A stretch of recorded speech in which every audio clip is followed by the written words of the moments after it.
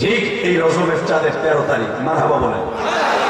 এই মাসের মধ্যে আমার নবীর সবচেয়ে উল্লেখযোগ্য ঘটনা ঘটছে এই মাসে।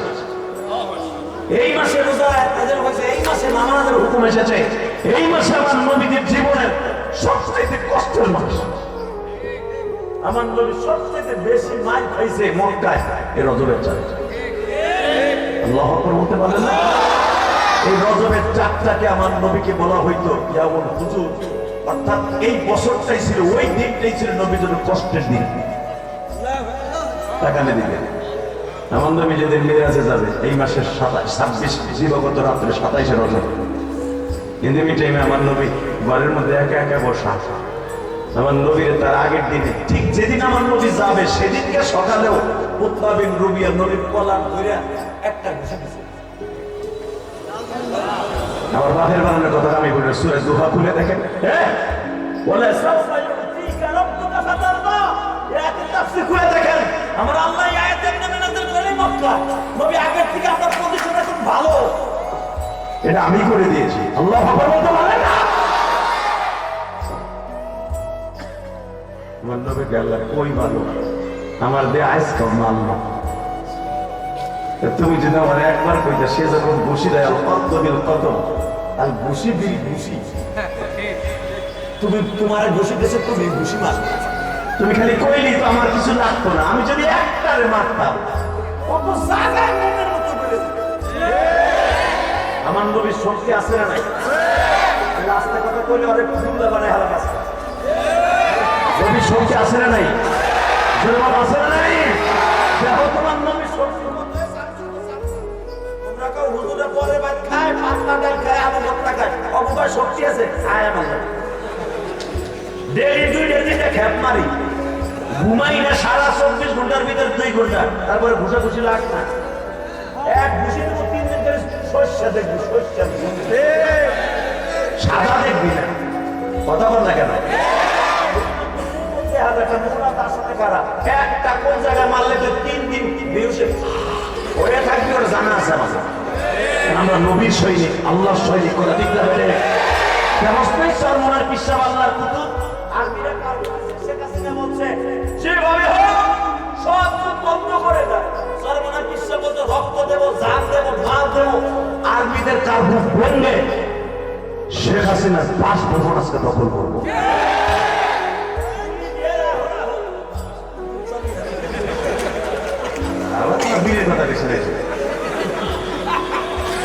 সরমনা পিসাব বলে কথা নয়, সরমনা পিসাব হোক সে আলেম, সে সরমনার পীরের কারণে এই শক্তি পায় না, সে শক্তি পায় যার মতো আলেমের কারণে। কথা বলে না? সরমনা পিসাবকে যখন নির্বাচনে খুশি দেওয়া হয় তখন এই বুজুর্গ বলেছিল এই সরকারের প্রথম না ঘটাই আমি ময়দান ছাড়ব। আল্লাহ জয় ডাক্তার ওই সময় ফয়জল করিবেন, কবুল করবে না শেখ হাসিনা জানতো না। অবশ্যই সিটির মাধ্যমে একবার হলে শরীফকে উঠে তোলার এই ভিডিও পালান লাগতো না। কথা বল না কেন? খালেদা পালাইছে, মনে রাখতে হবে আলেমের চোখের পানি আল্লাহ কোনোদিন ঘুরে দেবে। বরিশাল সিটি কর্পোরেশন ভাইরা, শক্তি আজ তোমার আছে, কালকে থাকবে না। বিএনপির ভাইরা, তোমরা যদি মনে করো আজকে আমার শক্তি আছে আমি আজীবন থাকবো, না ভাই, তোমার শক্তি চিরদিন থাকবে না। এটা যদি মনে করো বোকার শহরে বাস করতেছ, তাহলে বলে আমার গায়ে শক্তি আছে, কোনোদিন শক্তি পরীক্ষা করে দেখে নাই। কথা ঠিক না? তা না হলে 2 টাকার মসজিদের সভাপতি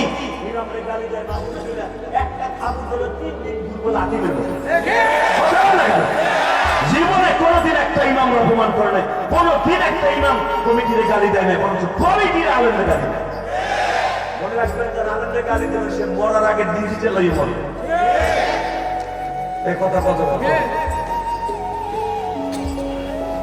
কষ্ট হইতেছে, কষ্ট করা হইতেছে, অজ্ঞতা দিয়ে আমার কি আমার দিকে থাকা এই জমিনের মালিককে আছে, উনি আছে না? কত কেসের জানি করছিলে রে, কি জানি করছিলে রে। মনে রাখো তোমার দেশে কয়েকদিন পরে আগুন লাগবে। সন্ত্রাসী যেই পুরোহিত আমার নবীর গালি দিছিল লুচ্চা কইয়া, নবী মুহাম্মদ একটা চরিত্রহীন, যার অপরাধে যার প্রতিবাদে গুজরাট থেকে এবং সেই দিল্লি, নয়া দিল্লি, ওল্ড দিল্লি, পুরানো দিল্লি, সব দিল্লি থেকে লক্ষ লক্ষ মানুষ তোমার বোম্বাই পর্যন্ত ঘেরাও করেছিল। ভুলে যেও না, সে শহীদকে ছেড়ে দিও না। এখনো সময় আছে, কারণ তোমার কালিমারে গালি দিলে যদি তোমারে যদি আমি বলি তোমার দেশে সবচেয়ে বড় কালিমা যিনি, কালী কালী গণেশের স্বামীর হত্যা করে মাথাটা হাতে নিয়ে এইভাবে দাঁড়ায় আছে। স্বামীর অপরাধ কি? সে ছাগলকে বন্ধাইছে। কথা বল না কেন? রাগ করতেছে? বাংলা যেটা করে বুঝবেন ওই ঠিক ওই ঘুরে ফিরে গণেশ গেছে ছাগলের ঘরে যাইয়া ওর কামি ছাগলের সাথে আকাম করা। কালী গেছে ওই ঘরের মধ্যে, দেখো ইতিহাস কত বেদের মধ্যে আছে, বেদ পুরাণের মধ্যে আছে। যদি একটা কথা মিথ্যা হয় আমার একটা কোপ দিও তুমি, আর কি বেদের মধ্যে দেখো 360 নম্বর শ্লোকের মধ্যে আর গণেশ গেছে ছাগলের কাছে আকাম করতে, কালী গেছে ওখানে বোড়াইতে। ইন্দ্রিন চাইলে দেয় হায় হায় তুই ছাগলের ঘরে কেন? অন্ধকারে দিছে কোপ, কোপ দিয়ে মাথা তালাশ করে দেয়। এটা কি করলাম? এটা আমার মাল। এই যে জিব্বা বাই করে দিছে না, স্বামীর মারার পরে আমরা বলতে চাই নাই, কারণ তোমাদের তাকে বোঝা। যখন আমার নবী দেবতারে গালি দিবা তখন আর গাজীপুরে মুসলমান বসে থাকবে না।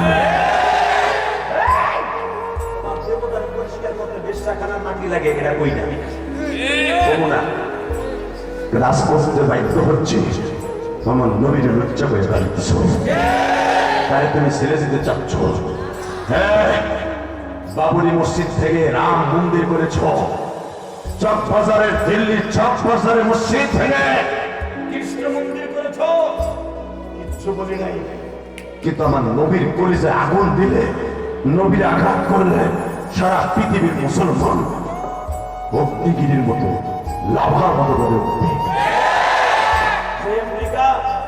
যে আমেরিকা বিলিয়ন কোটি টাকা ইসরায়েলকে মারে দিছে ফিলিস্তিনকে ধ্বংস করার জন্য, আফগানিস্তানকে ধ্বংস করার জন্য, আজকে সেই আমেরিকারে আগুন লাগাইছে স্বয়ং আল্লাহ। ইতিহাস দেখছো, সেই জায়গাটা প্রথম আগুন লাগছে, প্রথম দমকল বাহিনী দিয়ে নিয়ন্ত্রণ করছে, নিভে গেছে না, আগুন নিভে গেছে। হঠাৎ করে বিকেল বেলা এমন এক ঘূর্ণিঝড় ওই জায়গায় আল্লাহ দিছে, ওই নিবানো আগুন যে ভিতরে এইভাবে জ্বলতেছে জানতো না, ফায়ার সার্ভিসের লোক জানতো না। তাহলে বোঝা গেছে ওই আগুন নিশ্চি উপর দিয়া ভিতর দিয়ে জাহান্নামের আগুনে তাপতেছে। দেখেন 500 বছর পিছনে পড়ে গেছে ক্যালিফোর্নিয়া। হালাকি আপনি জানেন ওর সময় কম, কি বলবো, সব শিক্ষিত লোকরা জানেন ক্যালিফোর্নিয়া এমন একটা জায়গা। আমেরিকা আমি সফর করছি, আমি জানি ক্যালিফোর্নিয়া এমন একটা জায়গা, মুসলমানের পোলা যারা সফর কথা জিজ্ঞেস করবেন, এরা কোনো পুরুষ লইয়া ঘুমায় না, এগুলো কুত্তা লইয়া ঘুমায়, কুত্তা লইয়া। কথা বল না কেন? একটা মহিলা 4-5টা কুকুর পালে, এক একটা যুবক 4-5টা কুকুর পালে। আমি আপনাদের দুটো পাও ধরে বলে দিয়ে যাই, একটা কথা মিথ্যা নয়। নিজের বাচ্চা যদি দরকার হয় অন্য গার্লফ্রেন্ডের সাথে অবৈধ কাজ করে বাচ্চা জন্ম নেয়, ওই বাচ্চাকে সে কোলে নেয় না। কোলে নেয় কি জানেন? বাচ্চার বাচ্চা। আল্লাহ কত সহ্য করবে? এই ক্যালিফোর্নিয়া এমন একটা জায়গা, সবচেয়ে বড় খারাপ জায়গা এটা। আল্লাহ তখনই দেখে যখন ফাসাদু ফিল বাররি ওয়াল বাহরি বিমা কাসাবাত আইদিন নাস। আমাদের যেখানে গুলশান বনানী, হ্যাঁ উত্তর সিটি, যেখানেই দেখবেন যেই বারে বেশি বেশি মদ বিক্রি হবে, মহিলা নাচানো হবে, যখন গুনার ভার বেশি হয়ে যাবে, আল্লাহর কসম ওই জায়গা পতিত হয়ে যাবে। পৃথিবীর কোন আগুন থামাইতে পারে না। আমার ঠিক থাকে না, ওই আল্লাহ এখন আছে না? আছে, আছে। আমেরিকা পারলে এখন আগুন নিব, এখন নিবার ডলার খরচ করে হুজুর যদি আজান দেও কে? রাস্তায় রাস্তায় আগে আজান বন্ধ করে দিয়েছিল, এখন আজান দেও কে? বোঝা গেল ক্যালিফোর্নিয়া যেখানে আজান দেয়, একবার এইভাবে আজান দিলে তাদের মাথার মধ্যে কুত্তায় কামড়াইতো, সেই ক্যালিফোর্নিয়া যখন আজানের ধ্বনি উঠছে, আমার মন কেন জানো বলে উলামায়ে কেরাম, আমার মুসলমান ভাইরা একটা আওয়াজ দিয়ে কেন জানো বলে ক্যালিফোর্নিয়ার থেকেই ইসলামিক দুর্গ গঠন হবে। এটা চান না? আল্লাহ তোমার কাছে দোয়া করি, আল্লাহ ক্যালিফোর্নিয়া যখন আগুন তুমি লাগাইছো, এই আগুন দিয়ে পরিষ্কার করে পাপ দূর করে এখানে একটা দুর্গ, একটা জাতীয় মসজিদ নির্মাণ করে দাও। আল্লাহু আকবার জোরে বলুন দেখি। বাজান দেবার আমার দিকে তাকান, দিলটা নরম করে আমার মাওলার দেখায় দেন। আমার মালিক বলে বান্দারা,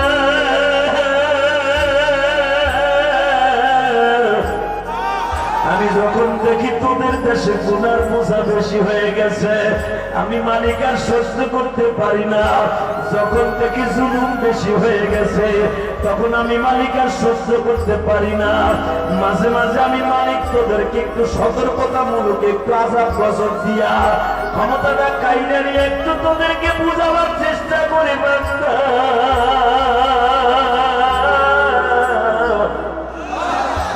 আমি মালিক, যে সব ক্ষমতার মালিক, তোরা জানোস না।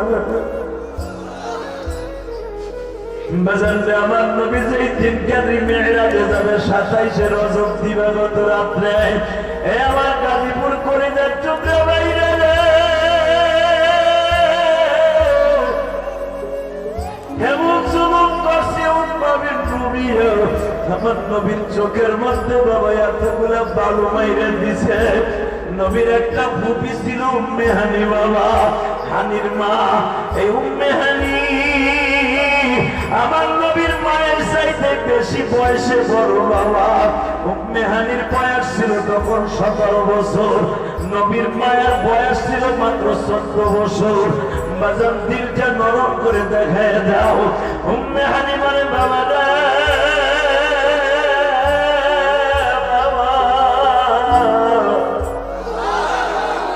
আমি তোমার মায়ের চাইতে বেশি বয়সে বড় ছিলাম। তোমার আব্বা বিয়ে করে যখন তোমার মাকে নিয়ে আসে, দিলটা এখন নরম করে কাঁদবেন। আমি উম্মে হানি সেদিন থেকে তোমার মাকে অনেক ভালোবাসতাম। আমার 10 জন ভাবি, আমার 10টা ভাই, 10টা ভাইয়ের মধ্যে তোমার বাপ ছিল সবচেয়ে সুন্দর। সুবহানাল্লাহ, আস্তে কথা ইনশাআল্লাহ কাছে দিয়ে যাবে, সময় কম। দেখবো নবীর আশাকে আছে কয়েকজন আছে, তাহলে পুরা মিলাদের আশাক এ মুসলমানের বলা ভালো করে বুঝেন। যখন বলছে তোমার আব্বা ছিল আমার 10 ভাইয়ের মধ্যে সবচেয়ে সুন্দর, তোমার মা ছিল আমার 10 জন বাবির মধ্যে সবচেয়ে সুন্দর। তোমার মা এত সুন্দরী ছিল বাবা, আজকে তোমার মক্কার মানুষগুলো মারে, আজকে তোমার সকালবেলা তোমার চোখের মধ্যে এতগুলো বালু মাইরে দিয়েছে। অপরাধ কি জানো? কি অপরাধ? তুমি তায়েব থেকে মাইর খেয়েছো না? তুমি তায়েব থেকে মাইর খেয়েছো না? তুমি বলে কুরাইশ বংশের কলঙ্ক হয়েছ। তোমার আজকে কেন মারে জানো? তার একটা মাত্র কারণ হলো এই, সেটা হলো এই, তোমার স্ত্রী খাদিজা মারা গেছে না? হ্যাঁ। আমার ভাই আবু তালেব মারা গেছে না? হ্যাঁ। এই দুইটা লোক যতদিন বেঁচে ছিল কোনোদিন তোমার গায়ে কেউ হাত দেয় নাই। আজকে এই দুইটা মানুষ মারা গেছে বিদায়, আজকে তোমার গায়ে হাত দিতেছে বাবা। এর প্রতিদান তুমি পাইবা। এই পাক্কায় বেশি জুলুম এসে গেছে, এই জুলুমের বদলা আল্লাহ দিবে। আল্লাহু আকবার জোরে বলতে হবে, আল্লাহু আকবার জোরে বলতে হবে। এই মুসলমানের পোলা এবার ভালো করে বুঝো, যেই জমিনে জুলুম বেশি হয়, এটা কি আমার কথা না? ভালো করে বুঝো। উম্মে হানি সকালবেলা নবীর আনতে গেছে বাড়িতে, আলহামদুলিল্লাহ বলে। কেমনে বাবা? তোমার বলে আবু জেহেল বলছে তুমি হেরেমে ঢুকতে পারবে না। জি ভূমি তোমার বলে বলছে তুমি কাবার ঘরে গেলে তোমার মারবো। হ্যাঁ, তুমি আসো আমার সাথে। উলামা ইকরাম আপনারা জানেন, তাফসীরের মধ্যে দেখবেন সূরা বনী ইসরাঈল তাফসীর সুবহানাল্লাযী আসরা বিআবদিহি লাইলাম মিনাল মাসজিদিল হারাম ইলাল মাসজিদিল আকসা। উম্মে হানির ঘরের থেকে কেন আমার আল্লাহ আমার নবীরে তার বাড়িতে বেড়াইতে দেয়, এটা একটু বুঝলেন? চারটা জবাব লেখা, চারটা জবাব, সলে মুকাদ্দার জবাব। একটা মহিলার ঘর থেকে কেন নবীকে আল্লাহর বাড়িতে দিবে? ইচ্ছা করলে খাদিজার বাড়ি থেকে নিতে পারতো, ইচ্ছা করলে আমার আল্লাহ তার নবীকে বলতো হীরা পর্বতে যান, ওখান থেকে আমি দিব। ঠিক না ঠিক? কোরআন নাযিল যেই পাহাড় হয়েছে ওখান থেকে নিতে পারতেন। কেন একটা মহিলার বাড়ি থেকে কেন মেরাজে গেছে? বললেন নামটা দিয়েছিলেন হুজুরের দাদা আব্দুল মুত্তালিব উম্মে হানিকে ব্যবহার হিসাবে, যৌতুক হিসাবে। এখানে উম্মে হানি অর্থাৎ হুজুরের ফুপিয়া বান্দার বড় মেয়েরে দিয়ে দিছে, মা এই ঘরে তুই জামাই নিয়ে থাকি। জামাইলে মারা গেল, মারহাবা বলতে পারলেন না? এদিনই টাইমে আমার নবীর পুরো মক্কার ভিতরে কার্ফু দিয়ে দিছে, মোহাম্মদ ঘরের থেকে বের হইলেই মারবে। ঠিক না বেটা? বিগত বছর দেখেন নাই এই ওয়াজের মধ্যে বিএনপির একজন নেতাও কিন্তু স্টেজের কাছে হইতে পারে না। যদি পোস্টারে নাম দেখছে ওই হুজুরের পুষ্টি সূত্র উদ্ধার করেছে। বিএনপি সদস্য না কোনো বিএনপি এলাকার ডিম খাই যে একালি ডিম। হ্যাঁ, যেটা হওয়ার কথাটা বলতে হবে। আমি জানি বিএনপির নেতারা আমাদের কি খুশি হইব, খুশি হওয়ার কথা, কথা ঠিক না বলি।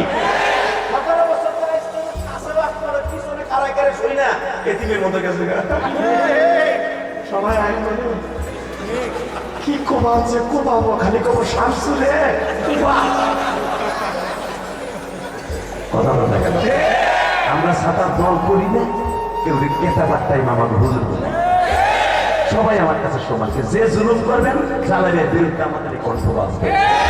আমার আব্বা ইব্রাহিমের কণ্ঠ কেউ দাবায় রাখতে পারে না, এমনকি নমরুদ খোদাই দাবি করে সারা দুনিয়া নমরুদ বাদশাহী করছে, আমার আব্বার মুখ বন্ধ রাখছে। আর আমার মুখ আলো নাই, এই জামানায় নবী নাই, মুখ বন্ধ করতে পারবে? আল্লাহ বলতে পারবেন না।